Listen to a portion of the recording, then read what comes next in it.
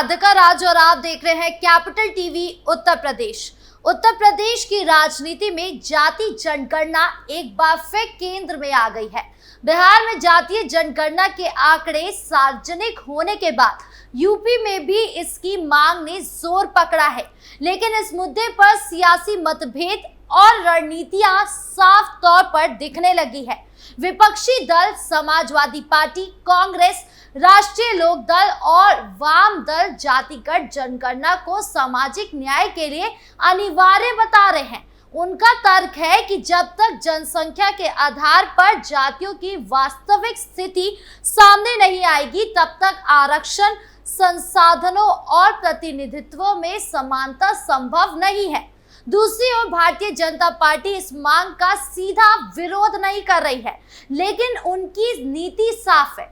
जातिगत जनगणना समाज को और अधिक खांचों में बांट सकती है, जिससे सामाजिक ताने बाने में दरार आएगी और विकास की राजनीति हाशिए पर चली जाएगी। बीजेपी की रणनीति सबका साथ, सबका विकास, सबका विश्वास के सिद्धांत पर आधारित है, जिसमें पार्टी चाहती है कि वो जातिगत पहचान को राजनीतिक हथियार नहीं बनने दे। मुख्यमंत्री योगी आदित्यनाथ भले ही इस पर सीधी प्रतिक्रिया ना दे रहे हो, लेकिन पार्टी की लाइन यही है कि समाज को जोड़ने की जरूरत है, बांटने की नहीं। बीजेपी का सहयोगी दल अपना दल और निषाद पार्टी भी इस मुद्दे पर मौन है, जिससे संकेत मिलता है कि एनडीए में जातिगत जनगणना को लेकर एक सामूहिक चुप्पी और संतुलन की नीति अपना रखी है। ऐसे में जातिगत जनगणना उत्तर प्रदेश की राजनीति में न सिर्फ एक चुनावी मुद्दा बनती जा रही है, बल्कि ये विकास बनाम जातिवाद की विचारधारा के टकराव की भी जमीन तैयार कर रही है। तो क्या कुछ चल रहा है जाति जनगणना को लेकर यूपी की सियासत में, जानेंगे विस्तार से।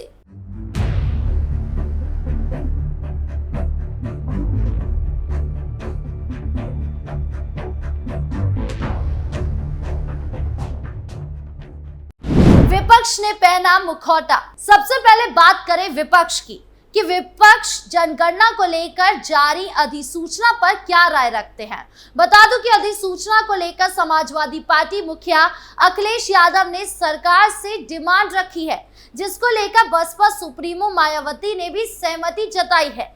दरअसल उत्तर प्रदेश में समाजवादी पार्टी और बहुजन समाज पार्टी दोनों ने जनगणना 2027 की अधिसूचना जारी होने के बाद लगभग एक जैसी मांग रखी है, बस उनका तरीका अलग अलग है। जनगणना 2027 के लिए केंद्र सरकार ने 16 जून को अधिसूचना जारी की है। इसके बाद सपा चीफ अखिलेश यादव ने कहा कि उन्हें भारतीय जनता पार्टी और सरकार के आंकड़ों पर भरोसा नहीं है।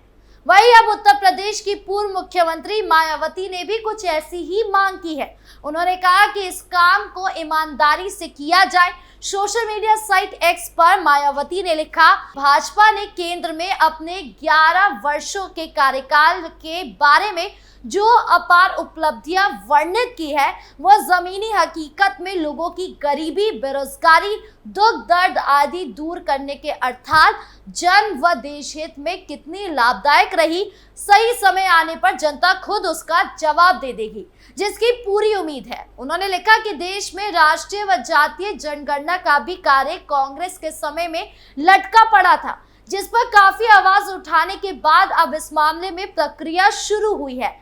जन कल्याण से सीधे तौर पर जुड़ा जनगणना का ये कार्य देश हित में अब समय से ईमानदारी पूर्वक पूरा होना चाहिए। केंद्र इस पर ध्यान दे। उधर 16 जून को समाजवादी पार्टी के राष्ट्रीय अध्यक्ष और उत्तर प्रदेश के पूर्व मुख्यमंत्री अखिलेश यादव ने आरोप लगाया था कि भारतीय जनता पार्टी सरकार पर जातीय जनगणना के आंकड़ों के मामले में भरोसा नहीं किया जा सकता। यादव ने एक सवाल के जवाब में भाजपा पर निशाना साधते हुए कहा था, जो लोग प्रयागराज महाकुंभ जैसे पवित्र मामले में झूठ बोल सकते हैं, वो भरोसे के लायक नहीं है। उन्होंने कहा था कि ऐसे लोगों पर मतदाता सूची और जातीय जनगणना के आंकड़े के मामले में भरोसा नहीं किया जा सकता। भाजपा सरकार कब कौन सा आंकड़ा दे दे, कुछ कहा नहीं जा सकता। उन्होंने अपने कार्यकर्ता से कहा कि उन्हें जातीय जनगणना के आंकड़ों पर ध्यान रखना होगा, पूरी तरह सतर्क रहना होगा। इसी कड़ी में जनगणना को लेकर कांग्रेस की राय सामने आई है। दरअसल जनगणना की अधिसूचना को लेकर कांग्रेस पार्टी ने केंद्र सरकार पर निशाना साधा है। कांग्रेस ने दावा किया है कि जनगणना को लेकर जो अधिसूचना जारी की गई है वो खोदा पहाड़ निकली चूहिया जैसी है। इसमें जाति जनगणना को लेकर भी कोई उल्लेख नहीं किया गया है। पार्टी महासचिव जयराम रमेश ने कहा कि 16वीं जनगणना में तेलंगाना मॉडल अपनाते हुए केवल जातियों की गिनती ही नहीं बल्कि जातिवार सामाजिक और आर्थिक स्थिति से जुड़ी विस्तृत जानकारी भी जुटाई जानी चाहिए। जयराम रमेश ने सोशल मीडिया साइट एक्स पर किए पोस्ट में लिखा, लंबे इंतजार के बाद बहुप्रचारित 16वीं जनगणना की अधिसूचना आखिरकार जारी हो गई है, लेकिन ये कदम खोदा पहाड़ और निकली चूहिया जैसी है, क्योंकि इसमें 30 अप्रैल 2025 को पहले से घोषित बातों में यही दोहराया गया है। कांग्रेस के वरिष्ठ नेता ने कहा कि असलियत ये है कि कांग्रेस की लगातार मांग और दबाव के चलते ही प्रधानमंत्री को जातिगत गणना के साथ जनगणना कराने के मसले पर झुकना पड़ा।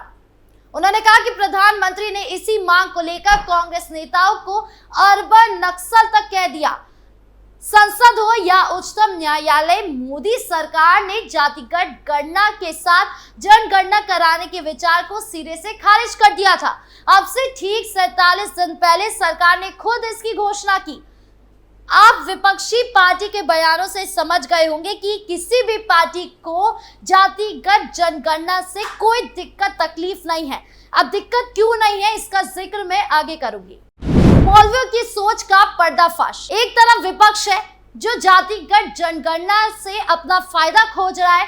वो चाहते हैं कि जातियों में देश बटे ताकि पार्टियों को फायदा हो, तो वही दूसरी तरफ कुछ मुट्ठी भर मौलवी हैं जो जनगणना के मुद्दे पर मुस्लिम समुदाय को गुमराह करने की कोशिश करते हैं। हालांकि बीजेपी अल्पसंख्यक मोर्चा ने इसका स्वागत किया है।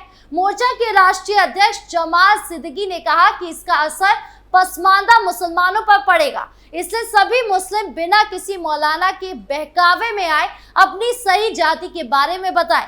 जनगणना में जो डेटा सामने आएगा उसके आधार पर सामाजिक न्याय की दिशा में नीति निर्माण हो सकेगा। मुस्लिम समुदाय में भी जातियां होती हैं, लेकिन अक्सर उन्हें धर्म के आधार पर गिनती में शामिल किया जाता है, जिससे उनके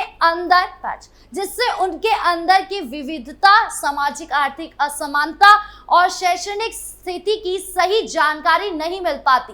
जमाल सिद्दीकी ने मुस्लिमों से अपील की कि जनगणना का फॉर्म भरते समय मुसलमान जाति के कॉलम में अपनी सही जाति के बारे में बताएं।